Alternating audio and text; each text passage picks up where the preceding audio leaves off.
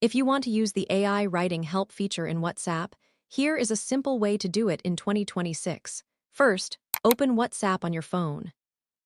Make sure the Meta AI feature is available in your account, as this tool is required for AI writing help. Next, open the Meta AI chat from your chat list. Now type or dictate the message you want to improve.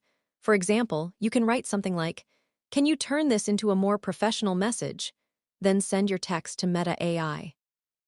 After that, Meta AI will automatically rewrite your message in a clearer, more professional, or more polished tone depending on your request. You can also refine your prompt by asking for different styles, such as formal, friendly, short, or detailed versions. Once you're satisfied, simply copy the improved text and use it in your chat or post it wherever you need. If this guide helped you, don't forget to like, share, and subscribe for more tech tips and tutorials.